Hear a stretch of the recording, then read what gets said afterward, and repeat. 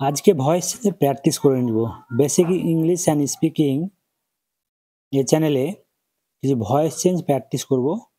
অনেক voice change রয়েছে exercise থেকে, সেগুলোই প্র্যাকটিস করব। প্রথমে হচ্ছে Rama is making a doll. তাহলে প্রথমত হচ্ছে যে দেখতে হবে যে এই বাক্যটা কোন টেন্সে রয়েছে। Rama is making a doll, তাহলে এটা আছে কি কোন টেন্সে? প্রেজেন্ট কন্টিনিউয়াস টেন্সে। আর রমাটা হচ্ছে subject, is making the verb, এই ডলটা হচ্ছে অবজেক্ট। তাহলে প্রথমত এটা অ্যাক্টিভ থেকে অ্যাক্টিভে আছে আমরা জানি। তাহলে এটা প্যাসিভ করতে গেলে কি করতে হবে না, প্যাসিভ করতে গেলে এ ডলটা প্রথমে চলে আসে। এ ডল ইজ বিইং করতে হবে, কারণ কি এটা প্রেজেন্ট কন্টিনিউয়াস টেন্সে রয়েছে। আর মেক থেকে হবে মেড।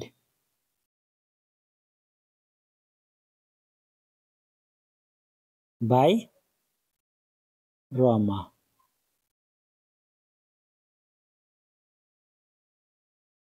বোঝা গেল? এটা একটা ভয়েস চেঞ্জ করে দেওয়া হলো এক নাম্বারে হলো। 2 নাম্বারে কি আছে? 2 নাম্বারে এখানে আছে do you write a letter. আচ্ছা, এটা গুরুত্বপূর্ণ একটা voice change, do you write a letter.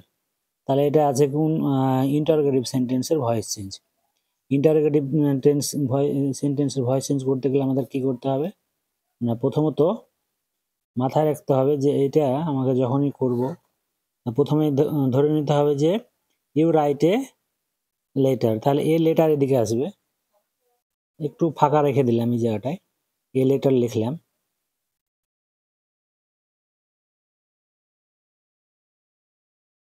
A letter হয়েছে। তাহলে এবার কটা লেটার? A letter. আর টেন্স আছে কি? Simple present tense. তার জন্য এখানে বসাতে হবে is. Is a letter, is a letter, write থেকে হবে রিটেন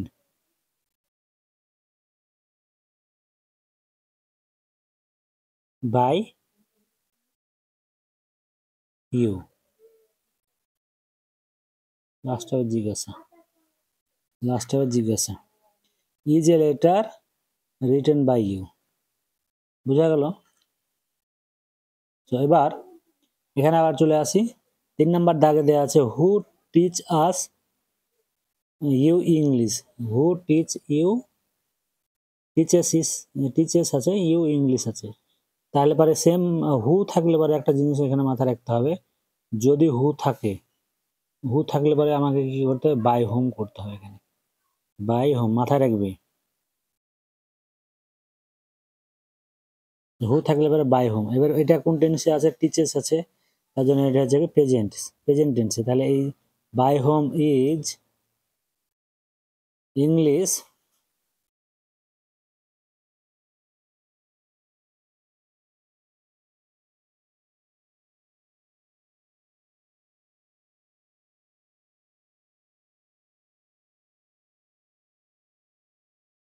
টট।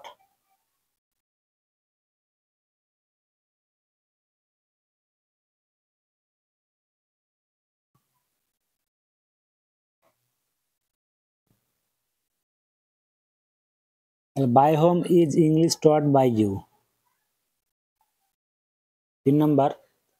4 নাম্বারে চলে যাই আমরা। 4 নাম্বার দাগে যে প্রশ্নটা রয়েছে এখানে, বলছে you could not make the function. তাহলে 4 নাম্বারে কি আছে? You could not make the function. তাহলে পরে এটা কি হবে? নেগেটিভে করতে হবে।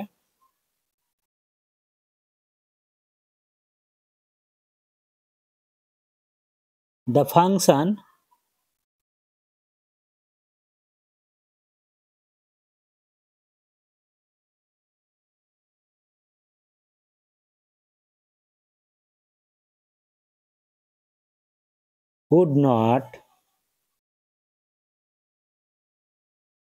could not be made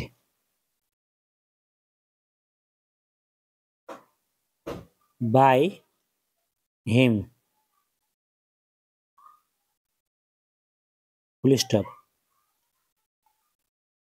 তারপর এখানে 5 নম্বরে যে দাগে যে প্রশ্নটা রয়েছে 5 নম্বর দাগে কি রয়েছে না বলছে যে help the poor and needy. তাহলে হেল্প বলা হয়েছে, তাহলে হেল্প মানে প্রথমে ভার্ব রয়েছে, এইটাকে আমরা কি করতে পারি লেট দিয়ে করতে পারি। প্রথমে ভার্ব দিয়ে শুরু হলে সবসময় লেট। তাহলে help let the poor and needy, the poor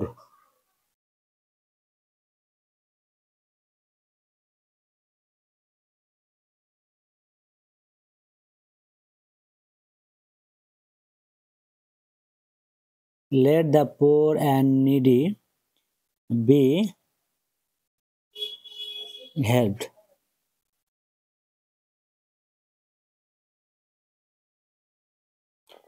আচ্ছা, এটা লেট দিয়ে করে দিলাম। অন্যভাবে আরেকটা ভাবে করা যেতে পারে। নেক্সট 6 নম্বরে কি আছে? 6 নম্বরে দেওয়া আছে you will have killed the lion before you bring a gun. আচ্ছা, আজকে ভিডিওটা লেন্দি হচ্ছে, পরের দিন আমরা এই 6 থেকে আবার পুনরায় শুরু করব।